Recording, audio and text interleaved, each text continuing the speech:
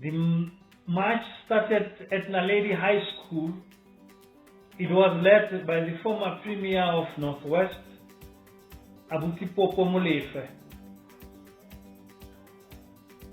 Police were firing rubber bullets, tear gas, and in some instances, live ammunition. The first student to be killed by the police was Hector Peterson. He was 12 years old. We were of the same age. The march was very peaceful. The youth of 1976 were prepared to die fighting than to live on their knees and their heads bowed to the oppression of the government at the time. Fighting for the right to have quality education, and not just quality education, but in a language that they preferred, not a language that was forced upon them. What are your thoughts on the youth of today? Are they in any way similar to the youth of 1976, or are they very different? I think the youth of today they are very different from the youth of 1976.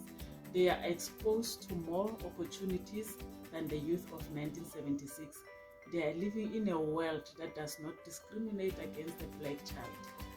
The child has more opportunities, although they still have struggles. But the youth of 1976 made a change and happened to the youth of today.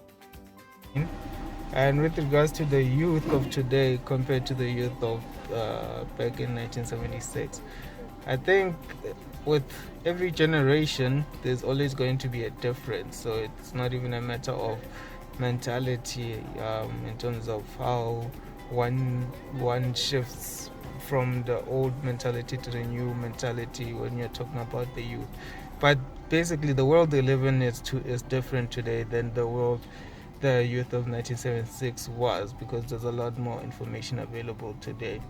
So to the youth of today, I would just like to say, as hard as it is to be a young person in South Africa today, it's very important to always keep in mind of where you want to be, and you will achieve those goals. Just keep up your drive, and whatever you're trying to achieve, you will get there.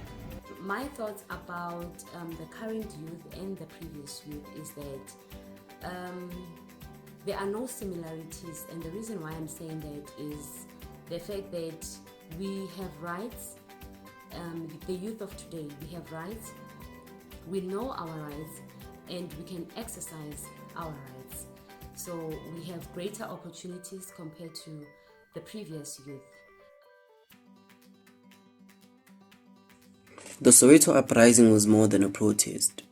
It was a statement to the regime by the students. It was a movement to end the systematic form of oppression they were subjected to at the time, which was the medium of instruction used in schools. Students were forced to learn and be assessed in Afrikaans.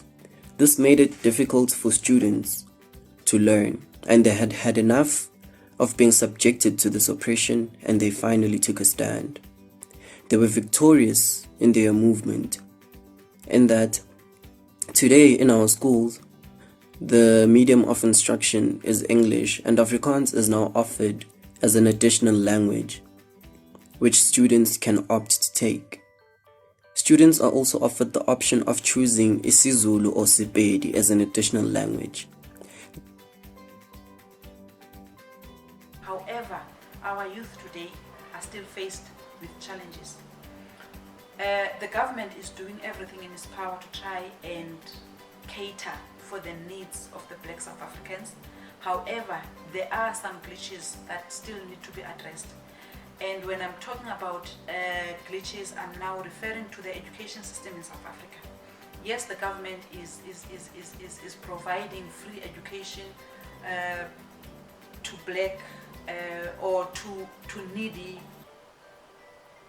children, if I can put it like that, or those who deserve within South Africa. However, I still do feel that there is what we call the missing middle. The youth of today is similar to the youth of 1976 in that the youth of today also has its own cause to fight. A movement of fees must fall, a movement for free education.